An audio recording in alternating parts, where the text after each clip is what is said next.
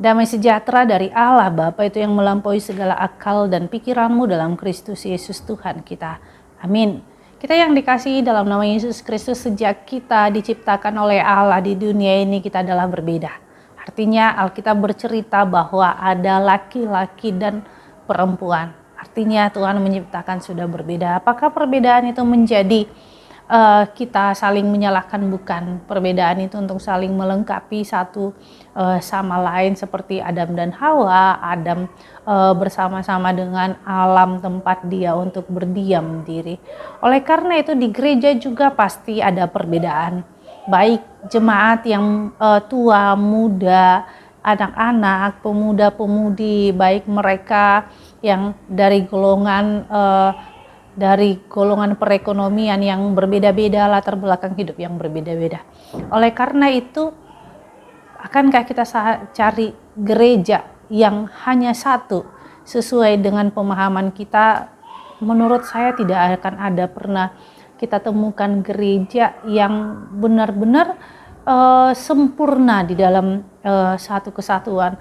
Pasti di gereja itu punya banyak talenta, karunia-karunia, perbedaan, ya, baik tentang dia seperti saya sebutkan tadi, tua, muda, baik dalam hal karunia atau talenta dan pekerjaan. Oleh karena itu bagaimana panggilan kita sebagai orang Kristen menghargai setiap perbedaan itu? Paulus mengatakan dalam kitab Efesus pasal 4 ayat 2, hendaklah kamu saling rendah hati, lemah lembut dan sabar, tunjukkanlah kasihmu dalam hal saling membantu, demikianlah firman Tuhan.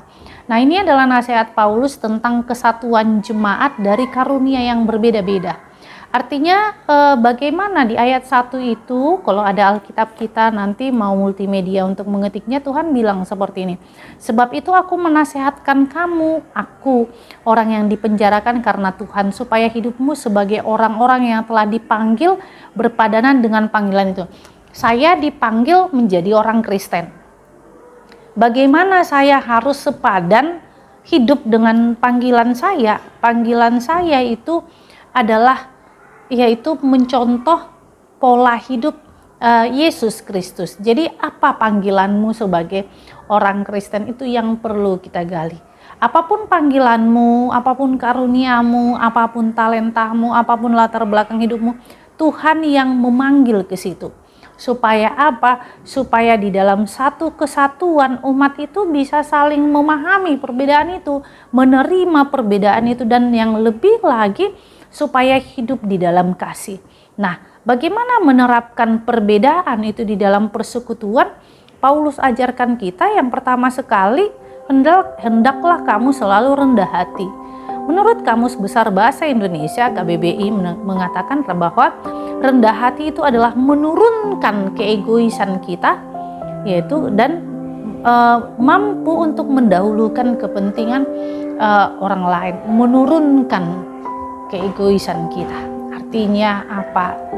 Kita anak raja, buruni raja, kita punya mungkin jabatan dan yang lain-lain, tapi bagaimana kita menurunkan sedikit saja level itu untuk mau saling melayani, untuk mau saling mengerti satu sama lain, sehingga apa, hati yang rendah dia dipenuhi dengan firman Tuhan. Yang kedua dikatakan lemah lembut, artinya tidak keras, lunak, dia tidak kaku. Artinya dia lemah lembut, dia mampu menyesuaikan diri di mana tempat dia berada, dan dia mau memutuskan bahwa apa sesuatu hal itu berguna bagi dia. Artinya disitulah kelemah lembutan itu, dia tidak memikirkan kebenarannya sendiri, tetapi dia mampu untuk menyesuaikan, dan dia mampu berdiri di dalam kebenaran tanpa harus menyakiti hati orang lain.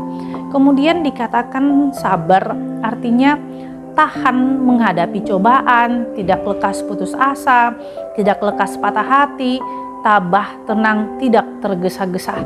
Artinya bagaimana? Tentu kita belajar dalam firman Tuhan bagaimana kita supaya sabar. Jadi supaya kita sabar, Tuhan kasih orang yang mungkin kita tidak sukai. Ketika kita belajar sabar, kita mungkin menghadapi doa-doa yang tidak terjawab. Kita belajar sabar adalah ketika kita menghadapi orang yang patah hati, orang yang segala sesuatunya gampang, cepat. Enggak. Disitulah kita belajar kenapa harus terjadi itu kepada kita. Tuhan mau nyuruh kita, ayo bersikap sabar.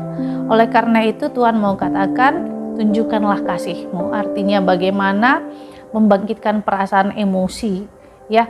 Artinya dia saling membantu atau menunjukkan kasih, yaitu saling mengasihi satu sama lain. Nah, menunjukkan perasaan emosi. Artinya bahwa emosi itu kan ada dia sedih, ada dia tertawa, ada dia lagi diam, ada dia lagi bad mood. Nah, ketika hidup dalam kasih adalah kita ngerti perasaan dia. Oh, dia lagi marah, nggak usah didekati dulu. Oh, hatinya lagi seperti ini, oh dia butuh topangan. Oh, dia lagi pingin menyendiri, artinya dia butuh dihargai dengan privasinya.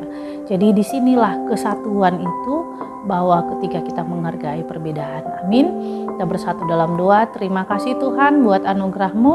Ajar kami untuk selalu menghargai setiap pemberian Tuhan dalam setiap talenta dan karunia dalam setiap persekutuan. Tuhan Yesus, inilah doa kami dalam nama Yesus Kristus kami berdoa padamu. Amin. Anugerah Tuhan Yesus Kristus dan kasih Allah dan persekutuan Roh Kudus itulah yang menyertai kita. Amin.